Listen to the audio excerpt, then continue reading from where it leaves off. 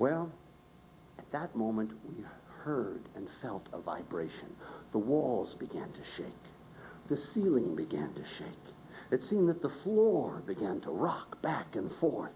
And everyone started looking around, wondering what was happening with the school.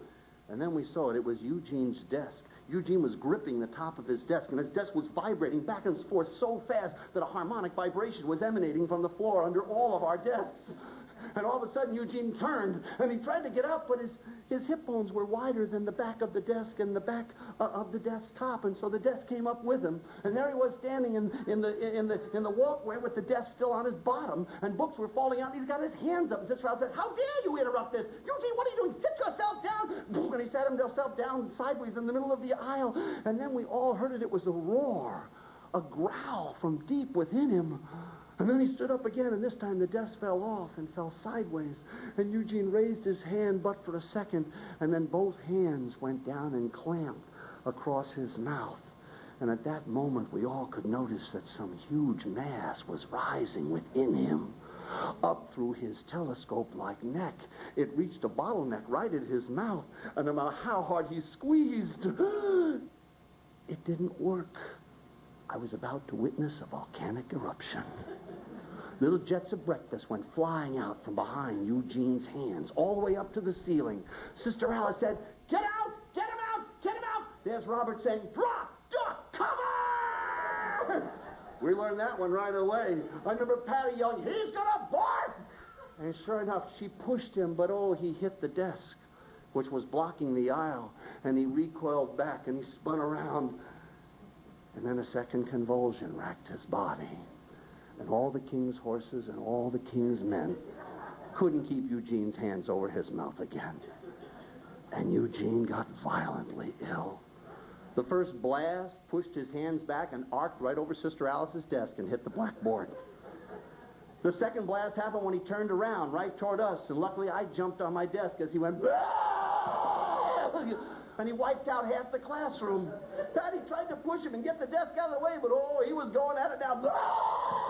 Wiped out the other side of the class.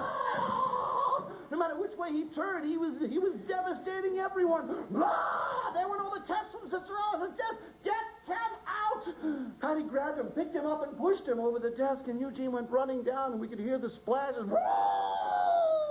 And the thud into the bathroom and the muffled explosions from the echo-like room that lay down the hall. And then we looked around at this scene of utter devastation. And the secondary effects set in, and the girls started running down the hall. And Sister Alice said, "Everybody out!" And I just remember us all running through the two doors out to the playground. They just put on a new blacktop, and we rolled over that blacktop. I remember how smooth it felt as bodies fell over me, and they just felt fine. We were laughing so hard. This was the greatest day of our lives. Immediately, we started telling the great folklore of Eugene. And then I felt someone grab me. It was Patty.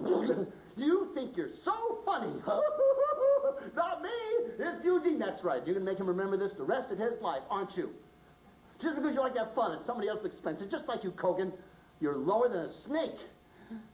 "Well, I mean, it was funny. Come on. Look at what he did." "Yeah, that's right. Did you ever think of looking at what he did? You see when he wiped out those tests? You can't take those tests. If you can't take the tests, you can't flunk those tests. And if you don't flunk those tests, you don't have to repeat the 5th grade. Eugene just saved your life." All of a sudden, all of us had what the nuns had always termed an epiphany. Eugene became our class president in the 6th, 7th, and 8th grade. Eugene became my best friend.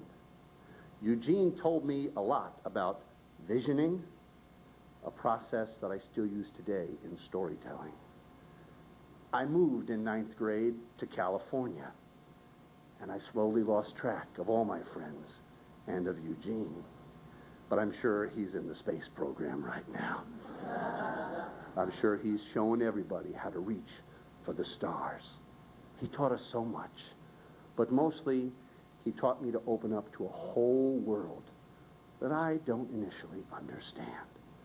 I learned that from Eugene on the day he opened up to me.